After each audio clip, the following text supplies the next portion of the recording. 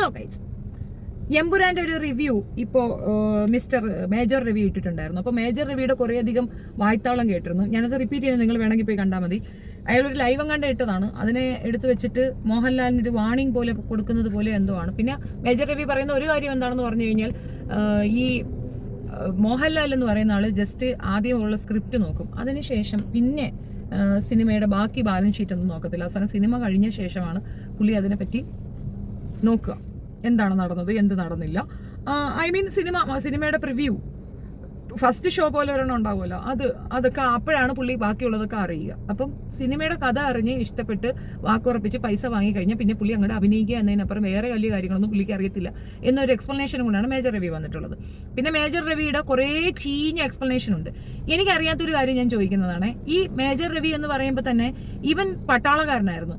ഈ പട്ടാളമായിരുന്നാലും ഇപ്പൊ നമ്മളെ സംരക്ഷിക്കുന്ന സേനയായിരുന്നാലും പോലീസ് സേനയായിരുന്നാലും എവരിവെയർ നമ്മളൊരു എങ്ങനെയാ പറയാ, ഒരു മതേതരത്വം നമ്മൾ അത് സെക്കുലർ എന്നാ പറയുന്നത്. അല്ലാതെ അതിനപ്പുറം അതിന് മറ്റൊരു മാനദണ്ഡം കൽപ്പിക്കുന്നവരുണ്ടെങ്കിൽ അവർ ആ പൊസിഷനിലേ ഇരുത്താൻ പാടില്ല എന്നല്ലേ. ഇപ്പം ഡോക്ടേഴ്സിന് അങ്ങനെ ഒരു മതത്തിന്റെ അടിസ്ഥാനത്തിൽ ഒരു വിവേചനം പാടില്ല. ഡോക്ടർ എന്നല്ല, മനുഷ്യർക്ക് നമ്മുടെ ഒരു പൗരന്മാർക്കും പാടില്ല എന്നാണ് നമ്മുടെ ഭരണഘടന മുന്നോട്ട് വയ്ക്കുന്നത്. എന്നിട്ടാണ് ഇരുന്നു കൊണ്ട് പറയണത് ഈ ഒരു കാര്യത്തിൽ ഭരണഘടനാ വിരുദ്ധമായ പ്രസ്താവന നടത്തി എന്ന് പറഞ്ഞാൽ ഇവന്റെ പെൻഷനാണ് കട്ട് ചെയ്യേണ്ടത്. അതാണ് ചെയ്യേണ്ടത് വാസ്തവത്തിൽ. ഇവന്മാരെന്താ ഉദ്ദേശിക്കുന്നത്? ഞാനും ഒരുപാട് വാർത്തകൾ ഇങ്ങനെ കണ്ടിട്ടുണ്ട്. എമ്പുരാൻ സിനിമ ഞാൻ പോയി കണ്ടിട്ടുണ്ടായിരുന്നു. ആ സിനിമ കാണുമ്പോൾ എനിക്ക് ഏറ്റവും കൂടുതൽ ഫീൽ ചെയ്തത് എന്റെ പൈസ പോയി എന്നുള്ളതാണ്. അങ്ങനെ ഭയങ്കര എന്തോ സംഭവമായിട്ടൊക്കെ കാണിച്ചിട്ട് അവിടെ ചെല്ലുമ്പം ഒന്നാമത് ആ മ്യൂസിക് ഡയറക്ടർ ഒരു വേസ്റ്റ് ആയിട്ട് എനിക്ക് ഫീൽ ചെയ്തു. ബാക്കി അതിനകത്തുള്ള ഒരു എലമെന്റ് എന്താന്ന് പറഞ്ഞു കഴിഞ്ഞാൽ പൊളിറ്റിക്സ് ഉണ്ടാകും എന്നുള്ളതായിരുന്നു. പക്ഷെ നമുക്ക് ഡയലൂട്ട് ചെയ്യുന്ന ഒരു പൊളിറ്റിക്സ് അല്ല അവർ പറഞ്ഞിട്ടുണ്ടായിരുന്നത്. ആകെ മൊത്തത്തിൽ കൺഫ്യൂഷനായി, ഭയങ്കര എക്സ്പെക്ടേഷൻ പോയി. ഒരു ചീന പടം എന്നതിനപ്പുറം ഒന്നുമില്ല. അത് ഗുജറാത്തിനെ ബേസ് ചെയ്തിട്ടുള്ള അല്ലെങ്കിൽ ഗുജറാത്ത് കലാപത്തിനെ ബേസ് ചെയ്തിട്ടുള്ള ആ പോർഷനെ അല്ല പറഞ്ഞത്. ആ പോർഷൻ കുറച്ചുകൂടെ വയലന്റ് ആക്കി വേണമായിരുന്നു എന്ന് ഞാൻ പറഞ്ഞത്. അതിന്റെ കാരണം ഞാൻ പറഞ്ഞുതരാം. ഇപ്പൊ ഇവർ പറയുന്നു വേറെ അവിടെ പിന്നെ ട്രെയിൻ പൊളിച്ചു അല്ലെങ്കിൽ ട്രെയിനകത്ത് ആളുകളെ തീയിട്ട് കൊന്നതിന്റെ ആക്കിപത്രമായിട്ടാണ് ഇത് ചെയ്തതെന്ന്.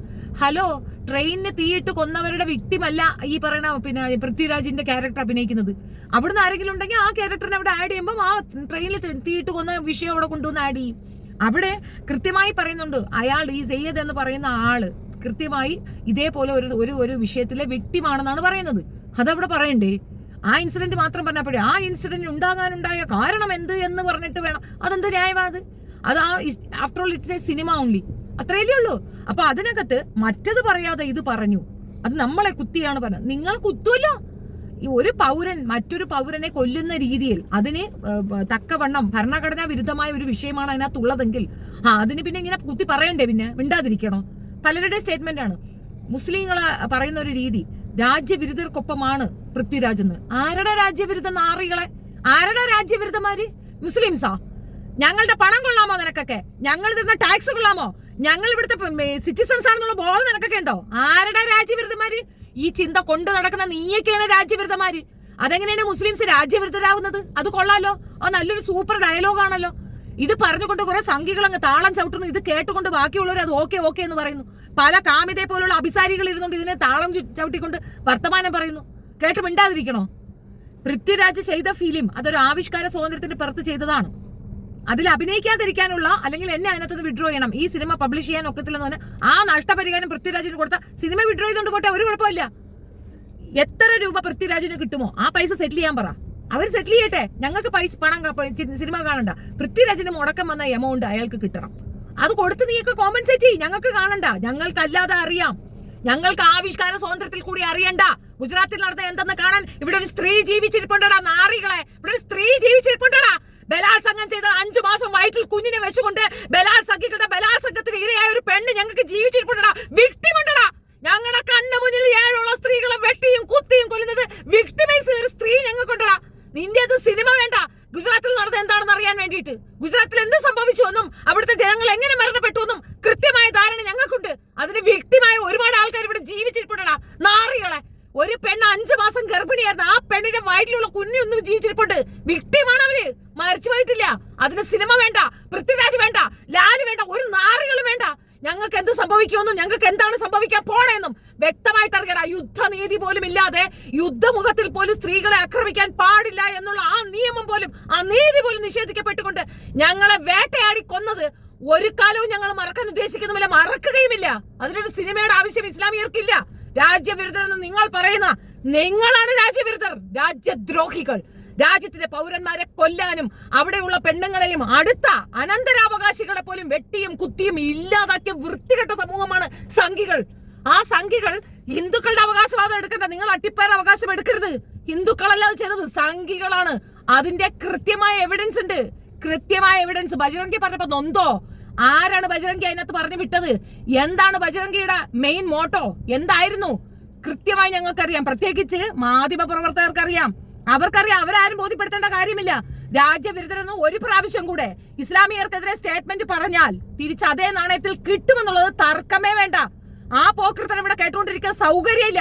ഞങ്ങളുടെ പൂർവ്വപിതാക്കന്മാർ കഷ്ടപ്പെട്ടിട്ട് നേടിത്തന്നാണ് സ്വാതന്ത്ര്യം. അത് മറന്നു പോകരുത്. ഇടയ്ക്കിടയ്ക്ക് അത് മറന്നു പോകുന്നതാണ് ഓർമ്മിപ്പിക്കേണ്ടി വരുന്നത്. 947 ശേഷമാണ് ഇന്ത്യ നിലവിൽ തന്നെ വന്നത്. അതിനു മുമ്പ് ഇത് ബ്രിട്ടീഷ് ഇന്ത്യയാണ്. അതും മറന്നു പോകണ്ട. ഇവിടെയുള്ള പകുതിയല്ല 3/4 ഭാഗത്തിലേറെയുള്ള നവോത്ഥാനങ്ങൾ കൊണ്ടുവരാൻ ഇസ്ലാമിയർ വേണ്ടി വന്നിരുന്നു. ആദ്യത്തെ വിദ്യാഭ്യാസ മന്ത്രി എന്തൊക്കെ നേടിയെന്നും എന്തൊക്കെ ചെയ്തെന്നും ചരിത്രം പഠിക്കണോടാ, ചരിത്രം വായിച്ചു നോക്കണം. അപ്പൊ അതിനകത്തുണ്ട് കൃത്യമായിട്ട്. കൂടുതൽ ഞൊണ്ണ അടിച്ചോണ്ട് ഇങ്ങോട്ട് തള്ളിക്കൊണ്ട് വരാതിരിക്കുക. പിന്നെ ഇവന് കൊടുത്ത പദവി, ഇവൻ കേണലാണെങ്കിൽ ആർക്കെന്ത്? ഇവൻ കേണലോ എന്ത് വാഴയാവട്ടെ, ആർക്കെന്ത്? അവനൊരു സിനിമയാണ് അഭിനയിച്ചത്. ആവിഷ്കാര സ്വാതന്ത്ര്യത്തിൽ ഉണ്ടായി വന്ന ഒരു സിനിമ. അതിനപ്പുറം അതിനൊരു മൂല്യമില്ല. ഇവിടെ ആരും അത് മൈൻഡ് പോലും ചെയ്യുന്നില്ല. അതെന്താ കീർത്തി ചക്രയ്ക്കകത്ത് ഇസ്ലാമിയരായിട്ടുള്ള തീവ്രവാദികൾ വന്ന് പെണ്ണുങ്ങളെ ബലാത്സംഗം ചെയ്യുമ്പോൾ ഞങ്ങൾ കണ്ടോണ്ടിരുന്നല്ല? അത് ഇസ്ലാമാണേ, ഞങ്ങളെയാണേ പറഞ്ഞെന്ന് പറഞ്ഞു ഞങ്ങളാരും കുത്താനും പൊത്താനും പോയില്ലല്ല. അത് ഇസ്ലാമിയർ തന്നെയല്ലേ? അത് പാകിസ്ഥാൻ സ്വദേശികളായ ഇസ്ലാമിയരാണ്. ഞങ്ങൾക്കെങ്ങും കടിച്ചില്ലല്ലോ.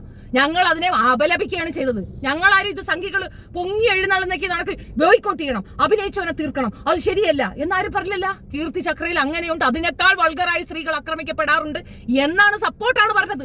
അതെന്താ തിരിച്ചു കിട്ടുമ്പോ നോവുന്നേ? നിനക്കൊക്കെ ആവിഷ്കാര സ്വാതന്ത്ര്യത്തിന്റെ പുറത്ത് ഇസ്ലാമിനെ അടിക്കാം, ഇസ്ലാമിയരെ റേപ്പിസ്റ്റ് ആക്കാം, അത് കുഴപ്പമില്ല. തിരിച്ച് ഒരു സമൂഹത്തിൽ മൊത്തത്തിൽ അടിച്ചിടിച്ച് കയറി പ്രൊട്ടക്ട് ചെയ്ത മനുഷ്യന്റെ വീട്ടിൽ കയറി വെട്ടിത്തീർത്തത് ചരിത്രം പറയുന്നുണ്ട്, ചരിത്രത്തിൽ എഴുതി വെച്ചിട്ടുണ്ട്. അത് നിങ്ങൾ എവിടെ കൊണ്ടുപോയി മാച്ചുകളയും? സംഘികൾ വിചാരിക്കുന്ന കണക്ക് ചരിത്രം മാറ്റി എഴുതാൻ പറ്റത്തില്ല. ഒരു കാര്യം മനസ്സിലാക്കോ, ആ കഥ വളരെ വലിയ വിശാലമായ ഒരു കാഴ്ചപ്പാടാണ് പൊതുസമൂഹത്തിൽ തന്നിട്ടുള്ളത്. എനിക്ക് ഇസ്ലാമിയരോട് പറയാൻ ഇത്രയേ ഉള്ളൂ. ഈ പറയുന്ന നാറികളുടെ ഇതും വായിച്ച് നിങ്ങൾ ചർച്ചയ്ക്കിരിക്കരുത്, കളഞ്ഞേക്കുക.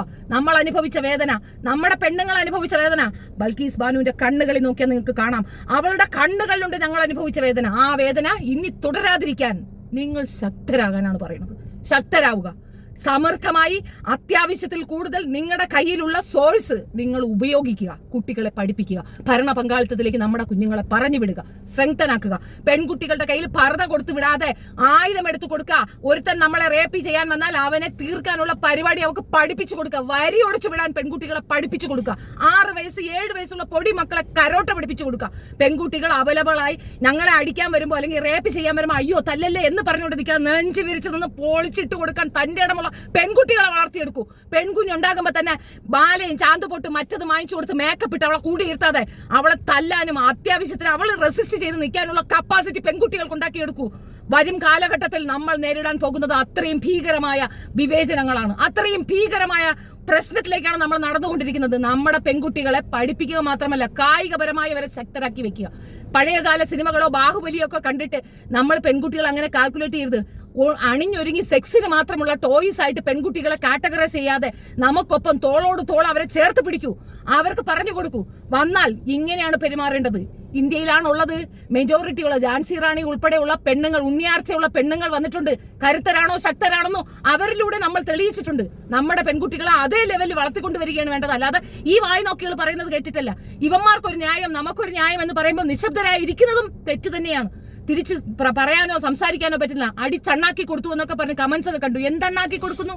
എന്താണ് അണ്ണാക്കി കൊടുത്തത്? നിങ്ങളുടെ നിസ്സഹായ അവസ്ഥ അവൻ ഫിലിമാക്കി ഇവിടെ വെച്ചിരിക്കുന്നത്. നിങ്ങൾ എത്ര നിസ്സഹായരായിരുന്നു ആ ഫിലിമിനകത്തുണ്ട്. ആ നിസ്സഹായ അവസ്ഥ നിങ്ങളിലേക്ക് ഇവിടെ വരാൻ അധിക നേരമില്ല എന്ന് വ്യക്തമായി ആ സിനിമ പറയുന്നുണ്ട്. അത്രേ ഉള്ളൂ, നിങ്ങൾ അത്രയ്ക്കേ ഉള്ളൂ. കൂട്ടം കൂട്ടമായി കോളനി പോലെ നിങ്ങൾ താമസിക്കുന്നിടത്തേക്ക് അവർ ഇരച്ചു കയറും. നിങ്ങളെ സംരക്ഷിക്കാൻ നിങ്ങൾക്കൊപ്പം നിൽക്കുന്ന ഹിന്ദുമത വിശ്വാസികളെ പോലും അവർ തച്ചോടക്കും. പെറ്റ തള്ളയെ ചവിട്ടുന്നത് കണ്ടില്ലേ അതിനകത്ത്? അതാണ് അവരുടെ ക്യാരക്ടർ. പൃഥ്വിരാജ് ഏറ്റവും നന്നായി, ഏറ്റവും മാന്യമായി അത് അവതരിപ്പിച്ച് തന്നിട്ടുണ്ട്. അയാളുടെ ജീവന് സുരക്ഷിതത്വം കൊടുക്കൂ.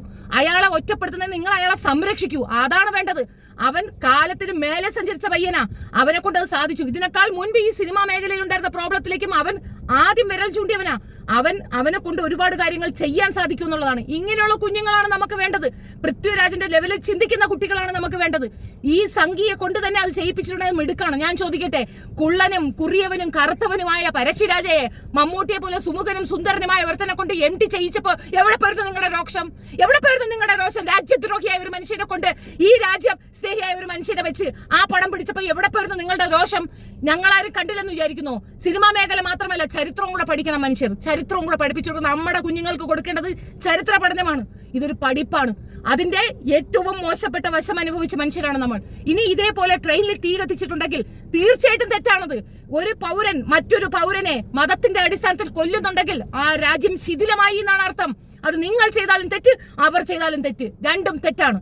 അതിൽ ഏറ്റവും ഭീകരമായി നമ്മൾ കണ്ടത് ഇപ്പുറത്തുള്ളതാണ്. അത് കൂട്ടത്തോടെ കൊല്ലുന്നു. ഇത് ഇഞ്ചിഞ്ചിഞ്ചായി ഓരോരുത്തരെ പിഞ്ച് പൈതലുകളെ പോലും വരിച്ച് ഇടിച്ചും കുത്തിയും റേപ്പ് ചെയ്തും കൊല്ലുന്നത് ആരാണ്? അതിന്റെ പക ഇന്നും വിടാതെ മനസ്സിൽ കൊണ്ടുകിടന്ന് ഇത്ര വൾഗറായി ഈ പൊതുസമൂഹത്തിൽ ഇരുന്നുകൊണ്ട് വിളിച്ചു പറയുന്നത് ആരാണ്? എന്താണ് ഇവിടെ നടക്കുന്നത്? വിവേചനം ഒരർത്ഥത്തിലും പാടില്ല എന്ന് പറയുന്നിടത്ത് നിയമപരമായിട്ട് അതും നമ്മളുടെ സേനയിൽ അംഗമുള്ള ഇവന്മാരിരുന്നു കൊണ്ട് അതിനെ കൂട്ടുപിടിച്ച് പറയുമ്പോൾ നിങ്ങൾ എവിടെയാണ് മിണ്ടാതിരിക്കുന്നതെന്നാണ് എനിക്ക് മനസ്സിലാവാത്തത്. എനിക്കിത് കണ്ടിട്ട് ധാർമ്മിക രോഷം കൊണ്ടാണ് ഞാൻ ഈ വീഡിയോ ചെയ്യേണ്ട എന്ന് വെച്ചാൽ സൈലന്റ് ആയിട്ടിരുന്നത്. ഇത് കാണാൻ ഉണ്ടാകുന്ന ഒരു ദേഷ്യം ഉണ്ടല്ലോ. അതിൽ ഏറ്റവും പ്രൊവോക്കഡ് ആയിട്ടുള്ള ഒരു ഹെഡ്ലൈൻ തന്നെയുണ്ട്. മോഹൻലാൽ അല്ല പൃഥ്വിരാജ് രാജ്യവിരുദ്ധർക്കൊപ്പമാണ്. നിന്റെ തന്തയാണടാ രാജ്യവിരുദ്ധർ. നിന്റെ തന്ത സംഘിയും സംഘിയുടെ തന്തയുമാണ് രാജ്യവിരുദ്ധർ, അല്ലാതെ മുസ്ലിംസ് അല്ല. രാജ്യവിരുദ്ധർക്കൊപ്പമോ? എന്താണ് രാജ്യവിരുദ്ധത? രാജ്യത്തിന്റെ കൂടെ നിന്നവൻ മനുഷ്യരെ വെട്ടിയും കുത്തിയും കൊന്നും ബലാത്സംഗം ചെയ്തും ഇല്ലാണ്ടാക്കിയ വൃത്തികെട്ട ജന്തുക്കളെ തുറന്നു കാണിക്കാൻ ഒരു സിനിമയെങ്കിലും ചെയ്തെങ്കിൽ ആ പയ്യന്റെ അച്ഛനും അമ്മയ്ക്കും അഭിമാനിക്കാം. മല്ലിക സുകുമാരനിക്കും അഭിമാനിക്കാം. അവർ പെറ്റത് ആണിനെയാണ്, നല്ല അന്തസ്സുള്ളർത്തനെയാണ് പെറ്റിരിക്കുന്നത്. അതേപോലെ ആ പെൺകുട്ടിയുടെ കേസ് പറയുന്നു, അവളത് ചെയ്തില്ലെങ്കിലേ അതിശയമുള്ളൂ. അവൾ BBC വേൾഡിൽ മാധ്യമ പ്രവർത്തകയാണ്. അവൾ കണ്ട സത്യങ്ങൾ അവളുടെ ഭർത്താവിനെ കൊണ്ടാണെങ്കിലും ഞങ്ങളുടെ ലൈഫൊക്കെ റിസ്ക് ആകും എന്നറിഞ്ഞിട്ട് കൂടെ അങ്ങനെയൊന്നും ചെയ്തിട്ടുണ്ടെങ്കിൽ അവൾ നിസ്സാരക്കാരിയാണോ? അവളൊക്കെയാണ് രാജ്യം ഭരിക്കേണ്ടത്. എന്നോട് ചോദിച്ചാൽ സുപ്രിയാണ് ഇന്ത്യ ഭരിക്കേണ്ടത് ഞാൻ പറയും. അത്രയ്ക്ക് ടാലന്റ് ഉള്ള കുട്ടിയാണ്. അത് കൃത്യമായിട്ട് അവൾ കൊണ്ടുവന്നിട്ട് തന്നില്ലേ. സ്വന്തം സുരക്ഷ നോക്കാതെ കിട്ടിയ പണവും കൊണ്ട് വലിയ കാറ് വാങ്ങിച്ച് ആഷ്പിഷ് ലൈഫും കൊണ്ടിരിക്കുന്നതിന് പകരം എന്താ ചെയ്തത്? അതിനകത്തേക്ക് ആരെ കയറ്റിയില്ല. എല്ലാം പെർഫെക്റ്റ്, സൂപ്പർ ആയിരുന്നു. സിനിമ എനിക്ക് ഇഷ്ടപ്പെട്ടില്ല, അത് സത്യമാണ്. പക്ഷെ that content, that specific content അത് സൂപ്പറാണ്. അത് എത്തേണ്ടവരിൽ എത്തിയിട്ടുണ്ട്. നിങ്ങൾ ഇതും കൊണ്ട് ഞങ്ങളെ പേടിപ്പിക്കാൻ നിൽക്കണ്ട. അത് കേട്ട് ആരും നമ്മൾ എന്തോ കൊടുത്തു സംഘികൾക്ക് ഉണ്ടാക്കി ഒന്നുമല്ല. സംഘികൾ ഇതാണെന്ന് കാണിക്കാൻ ഈ സിനിമ ഉപകാരമായി. സംഘികൾ ഇതാണ്, അവർക്ക് ഇത്രേ അറിയുള്ളൂ. അവർക്ക് നമ്മളെ പറ്റി ഇങ്ങനെ പറയാൻ അറിയുള്ളൂ. അവർ വിചാരിക്കുന്ന നമ്മൾ രാജ്യവിരുദ്ധർ, രാജ്യദ്രോഹികൾ. അവർ രാജ്യസ്നേഹികൾ. യഥാർത്ഥത്തിൽ ബലാൽ സംഘികൾ, രാജ്യദ്രോഹികൾ. അത്രയേ ഉള്ളൂ ഇതിനകത്ത്. Thank you.